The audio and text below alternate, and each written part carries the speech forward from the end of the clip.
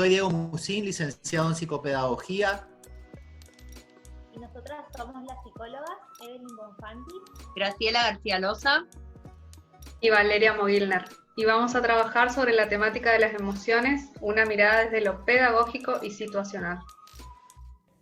El primer interrogante que surge cuando pensamos en las emociones es ¿qué son? ¿Qué son las emociones? Las emociones son estados afectivos, innatos y automáticos que se experimentan a través de cambios fisiológicos, cognitivos y conductuales, y son influidos por las experiencias. Las emociones involucran un conjunto de actitudes, cogniciones y creencias sobre el mundo que influyen en la forma de valorar una situación concreta. Son reacciones subjetivas. Es por esto que cada individuo experimenta las emociones de forma particular, dependiendo de las experiencias previas, el temperamento, el aprendizaje o el carácter. Al ser estados afectivos, indican estados personales, motivaciones, deseos, necesidades, incluso objetivos. Podemos decir que las emociones son mensajeros y vienen a decirnos algo. Es acá donde podemos preguntarnos cuáles son sus funciones, cuál es el mensaje que vienen a decirnos. Todas las emociones tienen alguna función que les confiere utilidad y permite que el sujeto ejecute con eficacia las reacciones conductuales apropiadas, y ello con independencia de la cualidad placentera que generen. Incluso las emociones más desagradables tienen funciones importantes en la adaptación social y el ajuste personal. Podemos diferenciar tres funciones principales: las funciones adaptativas, funciones sociales y funciones motivacionales. Quizás una de las funciones más importantes de las emociones sea la de preparar al organismo para que ejecute eficazmente la conducta exigida por las condiciones ambientales, movilizando la energía necesaria para ello, así como dirigiendo la conducta hacia un objetivo determinado. La relevancia de las emociones como mecanismo adaptativo ya fue puesta de manifiesto por Darwin, quien argumentó que la emoción sirve para facilitar la conducta apropiada, lo cual le confiere un papel de extraordinaria relevancia en la adaptación. Así, por ejemplo, la ira facilita el ataque, mientras que el miedo favorece la huida o la inmovilidad corporal defensiva. También podemos identificar una función social, puesto que la función principal de las emociones es facilitar la aparición de la conducta apropiada. La expresión de las emociones permite a los demás predecir el comportamiento asociado con la misma, lo cual tiene un indudable valor en los procesos de relación interpersonal. Podemos identificar varias funciones sociales, como las de facilitar la interacción, controlar la conducta de los demás, permitir la comunicación de los estados afectivos o promover la conducta prosocial.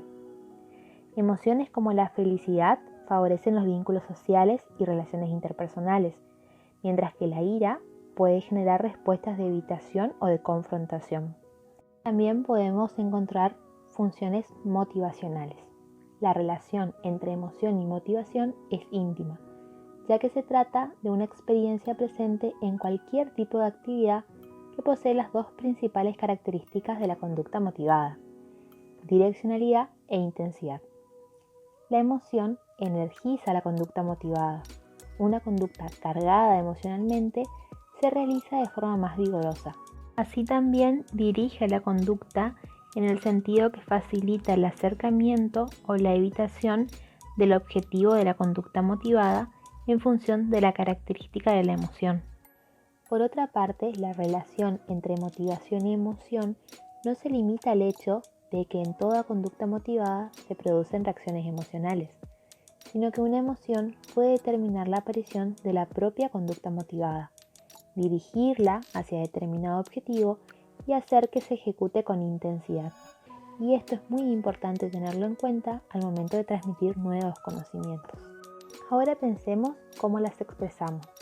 El modo de expresión en cierta forma es controlable, basado en el aprendizaje familiar y cultural. Pero también existen formas de expresión que trascienden las culturas y nos permiten pensar en patrones universales, donde podemos identificar componentes conductuales y fisiológicos comunes. Los componentes conductuales hacen referencia a las expresiones faciales, a las acciones, gestos, distancias entre personas, comunicación verbal y no verbal. Los componentes fisiológicos son involuntarios, como la respiración agitada, las palpitaciones, el tono muscular, la presión arterial, posturas, movimientos, temblores, sudoraciones, dilatación pupilar o, por ejemplo, el sonrojarse. Estos componentes fisiológicos son los que están en la base del detector de mentiras. Ciertas corrientes teóricas defienden la existencia de emociones básicas. Asumen que se trata de procesos directamente relacionados con la adaptación y la evolución, que tienen un sustrato neural innato, universal y un estado afectivo asociado y único. Podemos decir incluso que se caracterizan por una serie de reacciones fisiológicas o motoras propias, así como por la facilitación de determinadas conductas que pueden llegar a ser adaptativas. La alegría, por ejemplo, nos invita a la reproducción de aquello que nos hace sentir bien. Cuando sentimos miedo, en cambio, tendemos a buscar protección. El asco produce rechazo hacia aquello que tenemos adelante. Mucho cuidado, algo por aquí huele muy mal. No quiero. La ira nos induce a la destrucción. A él realmente le preocupa que las cosas sean justas. ¿Con que no nos darás postre, amigo? ¿Eso quieres? ¡Ay, claro! ¡Danos de cenar después de que tú te comas esto!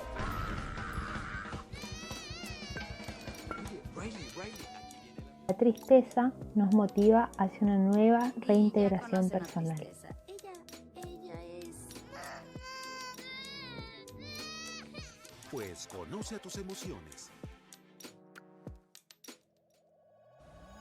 Pensemos a la pandemia como todo el pueblo en griego. Significa la importancia de estar unidos, enfrentando el malestar que provoca la incertidumbre y el aislamiento social. Significa todos juntos haciendo frente a esta situación inédita y desconcertante que nos atraviesa en todos los aspectos. Pandemia es autocuidado y también cuidado del otro. Para pensar lo que nos pasa durante este tiempo de aislamiento, es muy importante comprender que durante este tiempo nos encontramos con cambios repentinos, escenarios nuevos y con mucha incertidumbre. Es normal también presentar nerviosismo, estrés, agobio, insomnio, irritabilidad, miedos, tensión, preocupación, entre otras cuestiones que van apareciendo en este tiempo. Que sea una reacción normal ante la situación no significa que sea adaptativa. Lo adaptativo es poder regular las emociones y adaptar la conducta según requiera la situación. En ese párrafo que hemos mostrado, ¿sí?, hay una frase que dice regular las emociones. ¿Cómo vamos a regular esas emociones? Identificándola, ¿sí? Saber qué emoción es la que estamos presentando, escucharla y pensar por qué está ahí. Toda emoción tiene una función y quiere avisar algo, ¿sí? Aceptarla, ¿sí? La emoción es algo puntual que pasa por nosotros y a veces no pasa por nosotros, pero la manifestamos. Dejarla ir, por último, ¿sí? ¿Qué quiere decir dejarla ir? Modificando o motivándonos a realizar otras cosas para trabajar esa emoción que aparece. Por otra parte, influye mucho el tema de la información, ¿sí? Hay que informarse bien. ¿Cómo nos informamos bien? Con lo justo y necesario, ¿sí? Estar en conocimiento, pero sin exponerse a la información constantemente sobre el tema. Información fiable. Esa información debe venir de organizaciones oficiales, profesionales y personas expertas. Y responsabilidad, no compartir esa información falsa que recibimos antes de corroborar que esa información sea fiable, ya que podemos manifestar en otras personas emociones como angustia, tensión, como hemos mencionado, lo que puede aparecer en este tiempo. Con esto que dijimos de la información, es muy importante tomar conciencia y realidad del tema. Es decir, estar en un punto medio es la clave. Ni exagerar, ni dramatizar, ni alarmarse más de lo necesario, ni tampoco negar ni minimizar la situación. Es decir, darle la importancia que merece y sobre todo seguir las pautas sanitarias. Por último, vamos a nombrar la importancia de las rutinas en este tiempo, ¿sí? Es importante mantener los horarios. ¿Qué quiere decir? Continuar con las rutinas y horarios que sea posible, especialmente las horas de sueño y de comida. Se puede planear y continuar con actividades que pueden realizarse para reemplazar las que no se pueden llevar a cabo.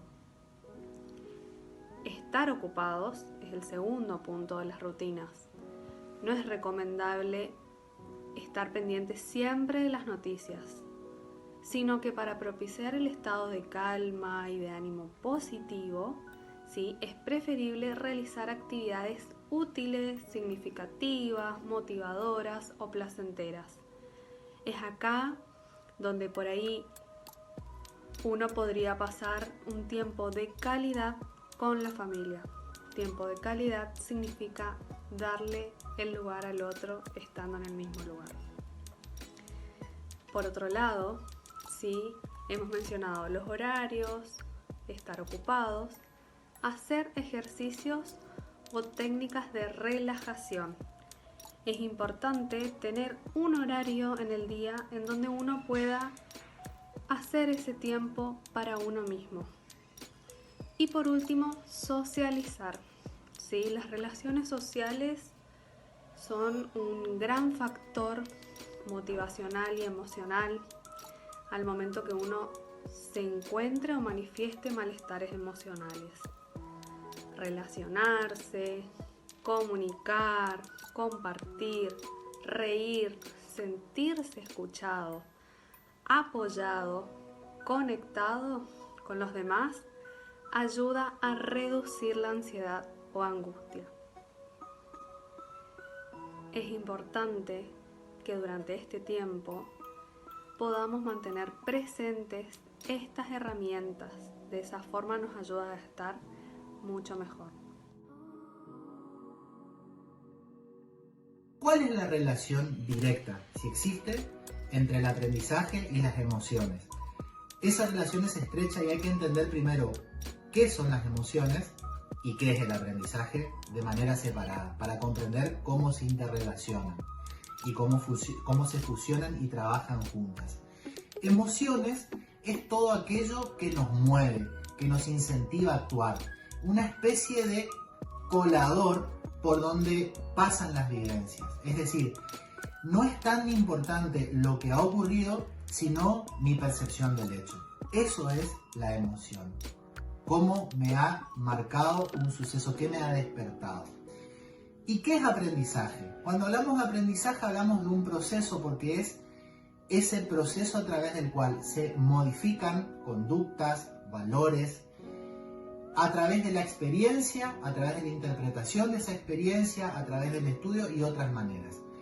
Cuando hablamos de aprendizaje, dije, hablamos de un proceso, de un camino, un continuo, un constructo que tiene un inicio pero no tiene un final, va continuamente avanzando. Ahora, cuando hablamos de aprendizaje, hay que tener en claro que tenemos distintos tipos de aprendizaje también, como distintos tipos de personas y personalidades. Por ejemplo, aprendizaje de tipo repetitivo, aprendizaje de tipo asimilativo, aprendizaje significativo. ¿Qué es el aprendizaje significativo? El aprendizaje significativo es partir de una experiencia previa, es decir, algo que yo ya tengo construido y a partir de ahí seguir construyendo más conocimiento. Ese es el fin de todo el aprendizaje, que sea significativo, que tenga un significado para el individuo en cualquier etapa de su vida. Si dijimos que el aprendizaje es un constructo, un continuo, un camino, un proceso, y las emociones influyen en la percepción y en la atención, por lo tanto, derivan que influyen en el aprendizaje.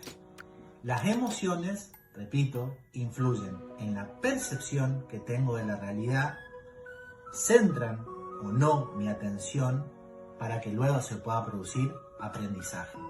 Cuando hablamos de atención, hablamos de que nuestras emociones hacen que captemos algo por encima de otros estímulos. Aquello que me emociona, aquello que me conmueve, va a hacer que yo pueda captar mi atención en eso que está ocurriendo, abrazarlo para tener una atención sostenida el tiempo suficiente para que dé paso al aprendizaje. Cuando hablamos de percepción, hablamos de que mi atención puesta en esto y no en esto otro, la percepción que yo pueda tener de eso sea positiva. Es decir, que yo quiera volver a tener una interacción con esto, con esta situación de aprendizaje, para entonces, a partir de una percepción positiva, también esa experiencia sea positiva en mi vida y a partir de ahí poder seguir construyendo el aprendizaje significativo. Todos aprendemos. No todos aprendemos lo mismo ni en el mismo tiempo. Pero la mejor manera de aprender siempre es a través de las emociones. Hay una muy buena noticia. Uno aprende por las emociones. Y hay una muy mala noticia. Uno aprende por las emociones. De acuerdo a la emoción que nos esté despertando algo, es lo que vamos a aprender. Y nosotros, como mediadores de ese conocimiento, nuestro gran desafío es facilitar experiencias positivas, lo más positivas posible, para que ese aprendizaje sea saludable. ¿Cómo trabajar con las emociones en el hogar y la escuela? Existen varias herramientas, tanto educativas como pedagógicas, para abordar las emociones en el hogar y en la escuela. Una de las propuestas es realizarlo a través de la lectura de diversos cuentos. El monstruo de los colores, más que un libro, se trata de un álbum ilustrado. Y a través de las imágenes los niños se sienten identificados con las distintas emociones con las que conviven durante su día a día. El monstruo de los colores es esos cuentos que te calan, que son imposibles de quedar olvidados en una estantería, que recorren las frases de los niños cuando dicen mamá, estoy triste, tengo miedo, estoy enojado, y que te das cuenta del valor que aportan ese tipo de lectura a los niños para formarse e integrarse como miembros de una sociedad.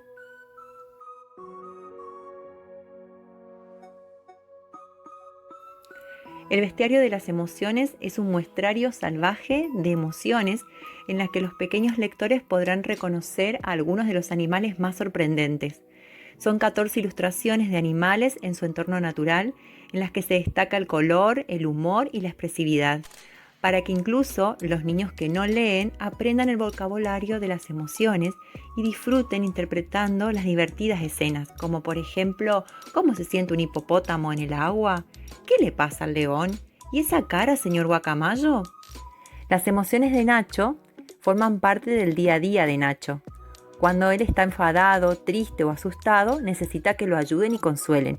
Y cuando está contento, como hoy, le gustaría decírselo a todo el mundo. Es un libro sobre las emociones con rimas, solapas y juegos de descubrimiento para divertirse con los más pequeños. El emocionario del inspector Drillo. El inspector Drillo nos invita a conocer a Forestile, sus habitantes y los semis. Los semis son unas representaciones físicas de las emociones. En total son 10, como las 10 emociones que el emociómetro se propone conocer y analizar. Alegría, tristeza, miedo, sorpresa, envidia, amor, enfado, vergüenza, celos y asco. Cada emoción tiene un personaje al que ser asociada y, novedad, una gradación que podemos medir Si sentimos asco, por ejemplo, podemos sentir poco, medio o mucho asco. De allí la herramienta fundamental del inspector Drilo y el nombre del libro, el emociómetro. El gran libro de las emociones es una divertida colección de 30 cuentos para trabajar las emociones y crecer felices. Los 30 cuentos de María Menéndez Ponte ayudarán a reconocer y gestionar todo tipo de emociones. Las aventuras de sus simpáticos protagonistas conseguirán que la difícil tarea de entender nuestras propias emociones sea más divertida que nunca. Recetas de lluvia y azúcar. Este recetario sirve para comerse la vida a cucharadas, para endulzar las emociones que nos acompañan cada día y para aprender a manejarlas con la imaginación como ingredientes imprescindibles. Contiene recetas sobre un montón de sentimientos: el cariño, la timidez, la templanza, el miedo, la alegría, el enfado, la empatía. Pero también habla de las guaridas de las emociones y de su lenguaje verbal y no verbal. Incluso hasta un mapa de las emociones contiene. Emocionario. Este es un manual de emociones fabuloso para explicar a los niños y niñas lo que sienten, una excelente herramienta que colabora como guía sentimental para la familia. Emocionario, dime lo que sientes, nos ofrece la oportunidad de colaborar de manera concreta con el conocimiento emocional de nuestros niños y niñas, porque permite identificar los sentimientos de manera certera para conducirlo a un cálido diálogo.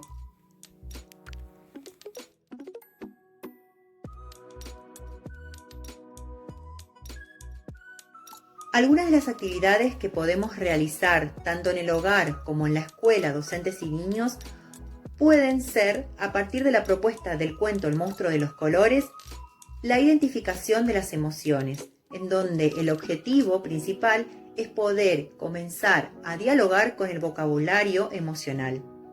Otra de las propuestas es la confección de un emociómetro, que le permite al niño poder expresar todo aquello que no puede hacerlo con palabras a través del gráfico. Y por último, otra de las propuestas es la confección de una rueda de las emociones, en donde el niño, a través de esta rueda de las emociones, puede representarlo de manera gráfica o a través de la mímica aquello que siente. Otra de las propuestas es la técnica del semáforo, en donde se puede confeccionar un semáforo para la casa, un semáforo para el aula o un semáforo por niño. Rojo para detenerse, respirar lento, formular el problema, decir lo que sentimos. Amarillo para pensar, ¿qué es lo que puedo hacer? ¿Funcionará? Verde para solucionarlo o actuar. Llevo a la práctica la mejor alternativa y me pregunto, ¿ha funcionado?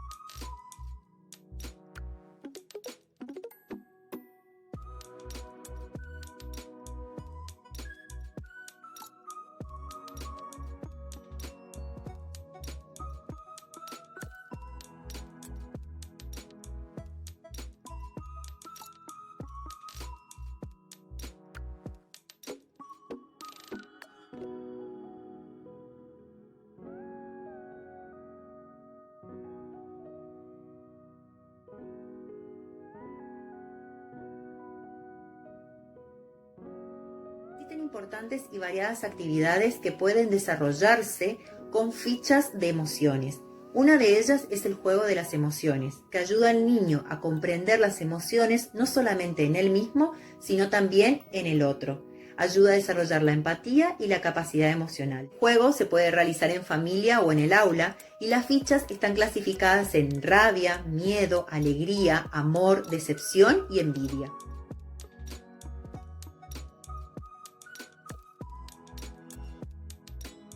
Podemos encontrar además juegos tradicionales adaptados para trabajar con las emociones, como por ejemplo el dígalo con mímica de las emociones y el juego de la oca de las emociones. Estas son algunas de las propuestas que podemos utilizar en el abordaje de las emociones en el hogar y en la escuela.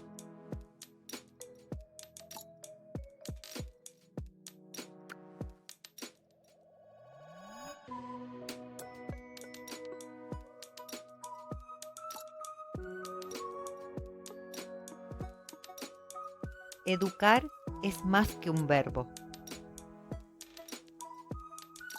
Es crear, cuidar, orientar, acompañar, investigar, fomentar, aprender, indagar.